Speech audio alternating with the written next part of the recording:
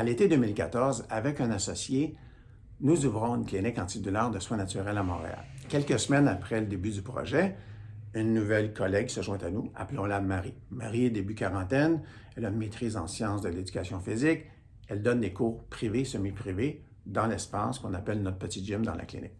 Donc, 2 semaines après son arrivée, j'apprends que Marie souffre de migraines. Sitôt qu'on a un moment seul à seul, je dis à Marie, tu sais, j'ai déjà eu des migraines moi-même jusqu'à 4 fois par semaine. Ça a duré pendant 11 mois avant que je trouve les causes et les solutions. Puis une fois que j'ai découvert ça, j'ai eu 2 migraines dans le mois suivant. Puis depuis ce temps-là, ça fait 8 ans que j'en ai pas eu. Donc, je t'offre des sessions gratuites pour t'aider avec ce problème-là. Malgré tout, Marie refuse mon offre, prétextant qu'elle est allée dans le nord-est des États-Unis, dans les Maritimes au Canada, en Ontario, et également vu tous les spécialistes, experts, médecins ou autres thérapeutes qui auraient soi-disant pu l'aider au Québec. Un mois plus tard, elle revient vers moi, me demandant si l'offre tient toujours. Naturellement, c'est ma mission de vie, donc j'offre des soins gratuits à Marie. On se voit pour la première fois le vendredi qui suit, en fin de journée. J'ajoute une session pour elle. À la fin de cette session-là, on est près de la porte pour fermer la clinique. C'est l'heure de fermeture. Et Marie m'attrape par le bras pour attirer mon attention. Elle me dit, Jean-Pierre a dit, je comprends pas là. Comment est-ce possible que faire des points de pression, des massages et des étirements puissent aider une maladie qui est soi-disant neurologique et hormonale? Ben, je dis, Marie, je pourrais très bien t'expliquer ça là, maintenant, mais j'ai hâte d'aller voir mon amoureuse et mon fils. Puis je pense que tu as hâte de voir ton fiancé. Oui, mais Jean-Pierre a dit, c'est comme, tout le monde me dit que c'est une maladie neurologique. OK, Marie, qu'est-ce que tu en penses si on se cassait pas la tête? Comment tu te sens en ce moment? Elle me dit, bien justement, je me sens bien. C'est comme si je sens plus la compression autour de mon crâne. C'est comme si on avait ouvert des fenêtres puis ça devenait aéré dans mon crâne, dans ma tête.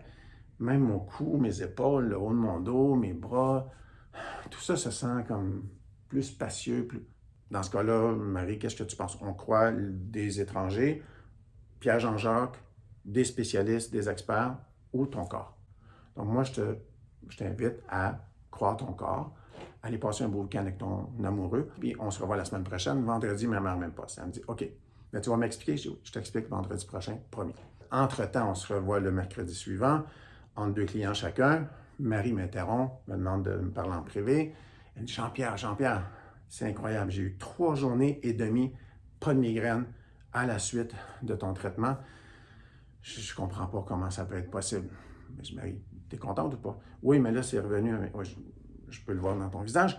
C'est correct, Marie. J'ai pas le temps en ce moment de t'expliquer, mais je te promets que vendredi, je t'explique. Le vendredi, on se voit pour une autre session de 90 minutes. Après 70 minutes de traitement, Marie me dit, Jean-Pierre, je me sens déjà comme à la fin de la session la semaine passée. Je suis parfait, Marie. On a trouvé la recette. À force de faire ça une fois par semaine, on va déconditionner ton corps à produire ses migraines. Elle dit, oui, mais là, tu peux m'expliquer? OK. Donc, j'ai expliqué à Marie. Par contre, à toi qui regardes cette présentation-là, je te rappelle que le titre, c'est « Tu n'en connais très peu sur ta santé si tu ignores ce qui suit ». Puis j'aimerais mieux presque te dire « Tu ne connais rien à ta santé si tu ignores tout ce que je vais te raconter dans cette présentation-là ». Là, tu dois te demander « Je suis qui, moi? » Moi, je suis Jean-Pierre Perrault.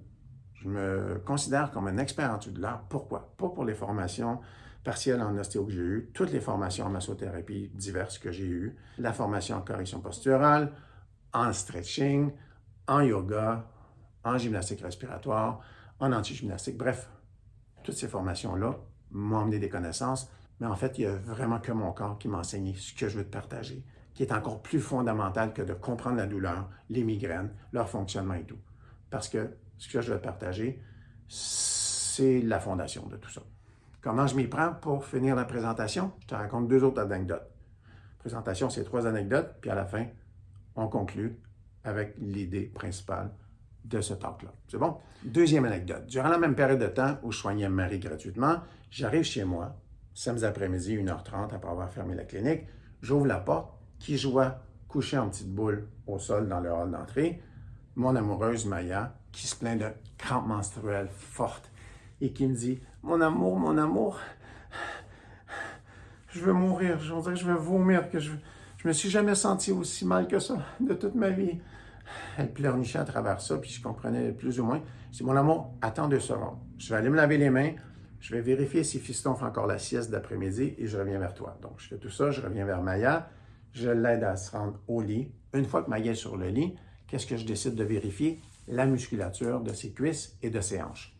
Et comme je m'y attendais, environ 35-40% de cette musculature-là est très endolorie, très tendue. Donc, je décide de soigner tout de suite ces muscles-là pour les ramener dans un meilleur état.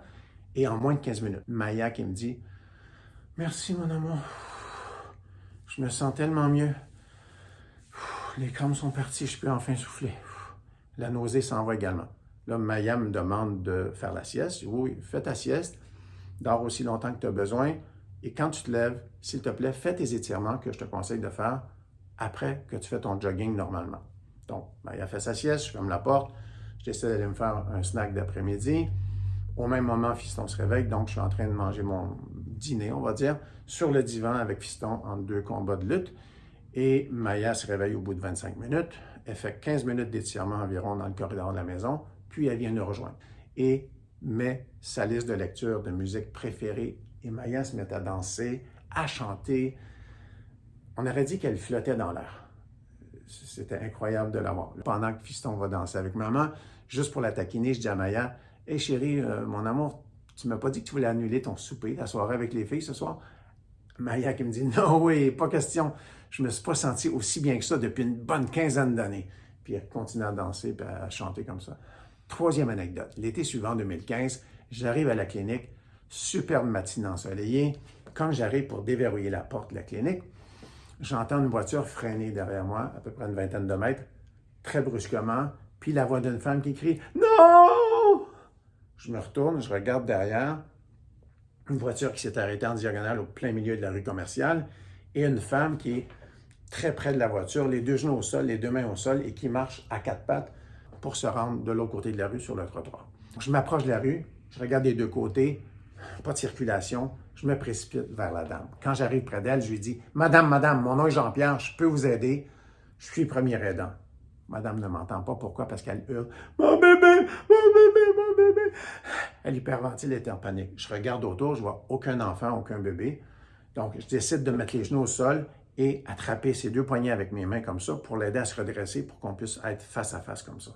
Et du coup, la dame s'assoit sur les talons. Elle est toujours sur les genoux.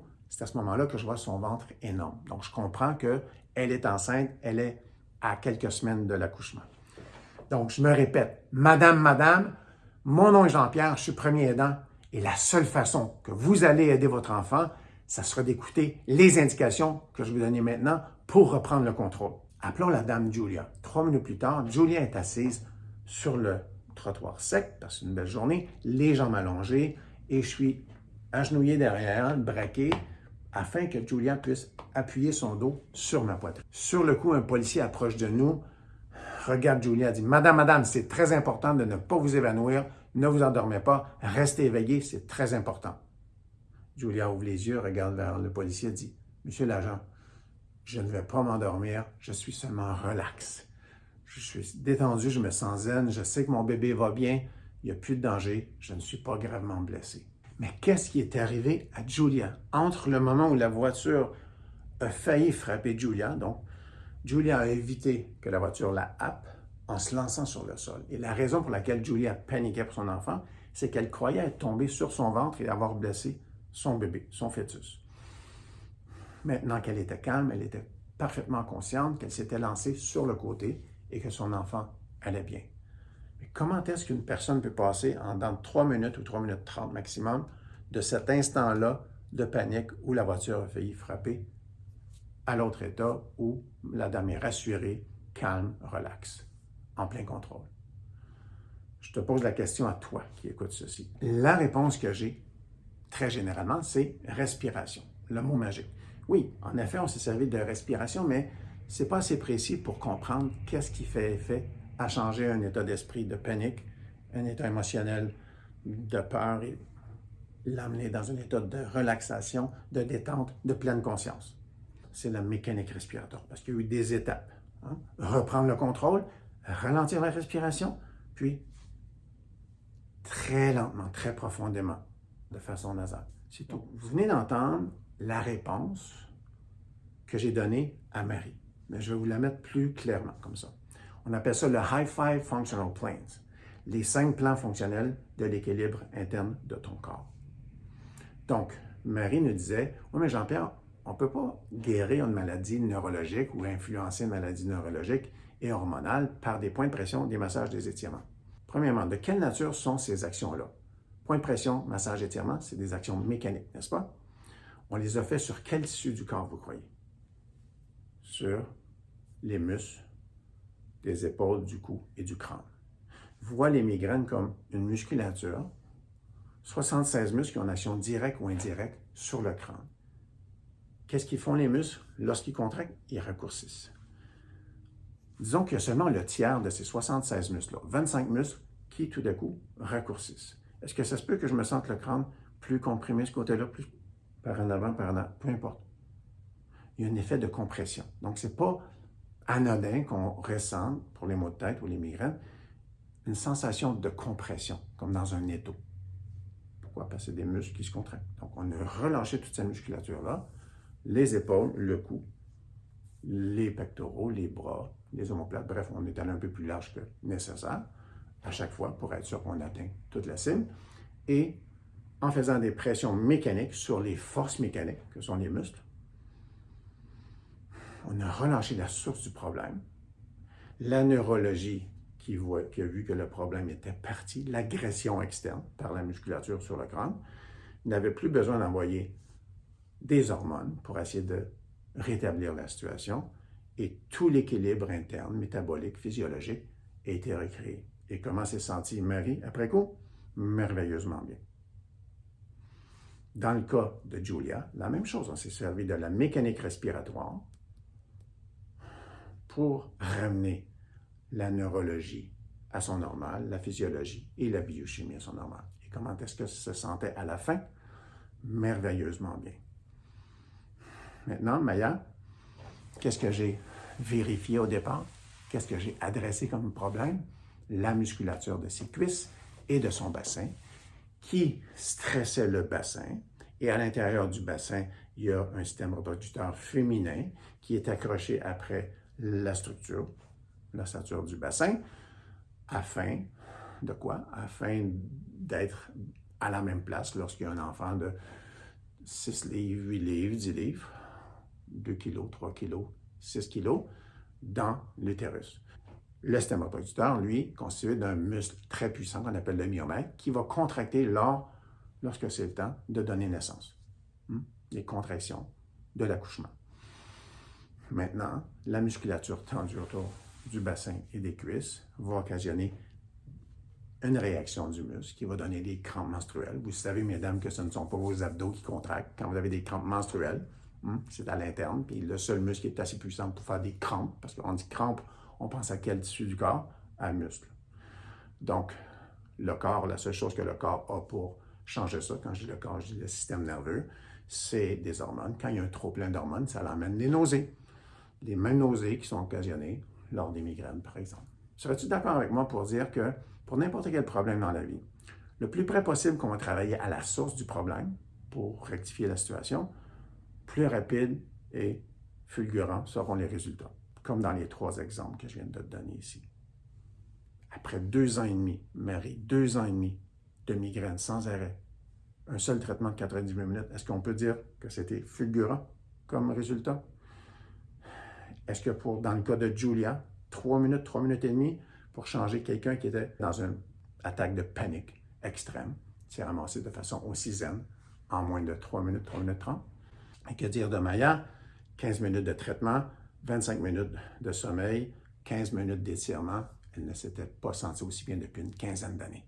Donc, on travaille sur la source du problème qui est mécanique et on corrige tout ce qui est à l'interne, biochimie, neurologie, physiologie, et à la fin, l'état d'esprit et l'état émotionnel est complètement changé à l'autre bout du spectre. Donc, merci de liker, merci de partager, merci de commenter si tu vois ça sur les réseaux sociaux. À bientôt.